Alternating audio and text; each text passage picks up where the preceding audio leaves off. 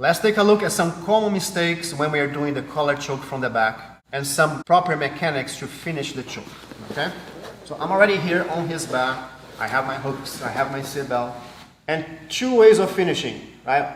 When we're going to the overhook side of the seatbelt and then when we're going to the underhook side of the seatbelt, okay? Let's take a look here first at the gripping, hand positioning. I want to open his gi here, pulling the lapel away from his neck, okay? This is the assistant hand, this is the choking hand. The choking hand is the one always over the shoulder. Pull the lapel away from his neck, flipping the gi. And then my hand is going to try to chase and get the lapel. The curve of my hand here makes the shape of his neck. I pull away, I get my hand, the curve of my hand by his neck, and then I feed the lapel to my hand. When I pull the lapel away, I'm already removing this leg out of the gi. Okay? Get my hand to his neck. Some people like 4 fingers, some people like 2 fingers. Doesn't really matter. I prefer 4 fingers. And it's important to flip the gi so my fingers land right here in this little pocket. Pull away, removing this leg. Curve of my hand against his neck. Get my grip. Nice. Now, assistant hand controls the other lapel. And I'm going to remove this leg of this lapel now by pulling down towards his hip. If this hand is tight, as it should be, because I removed this leg initially on that lapel, when I remove this leg of this one, pulling down towards the hip, he's already feeling the choke. I'm not even acting on this hand yet. Okay? It should be this tight. Now, of course, we're not finishing sitting up. We're going to our side.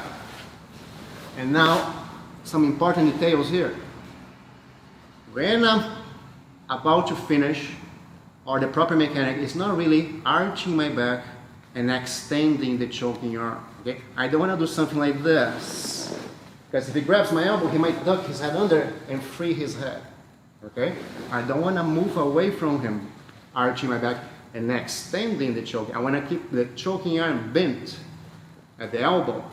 So all I'm going to do is prop to my elbow. Okay? So my elbow stays behind his neck. My arm is still bent. There is weight on my elbow. If it tries to peel the elbow off, it's hurt because there is weight on top. And all I'm going to do is the same mechanics. Pull the collar down towards his hip. And I'm going to drag my elbow that's on the mat. I drag until he taps. Okay? So I'm doing this. I have my hooks. Collar, hand that's choking. Hand that's controlling the collar. I prop to my elbow. And I pull my elbow back now until he taps. I might have to hold here for like 5-6 seconds until he cuts the blood flow. So that's the finishing from the overhook side. Now when we go to the underhook side of the seatbelt, the gripping is the same, of course. They pull away, get my hand there. Assistant hand removes this leg, pulling down.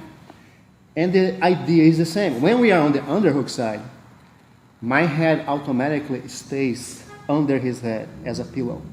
Okay? So when I go for the choke, same idea. I don't want to extend my arm and I don't want to arch my back moving away from him.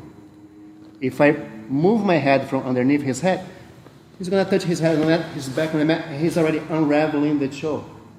Okay? So again, I'm not arching and extending crazy like this. Although of course there is some power on that, but I'm losing control. Okay, so all I'm going to do is keep my head really glued to his head. Nothing moves except my elbow. I'm pulling my elbow back, connecting my hand to his neck. I have my grip, pull down, pull my elbow back, and that's the choke. I'm doing this instead of this, where he puts his back on the mat and escapes. All right, hope that helps.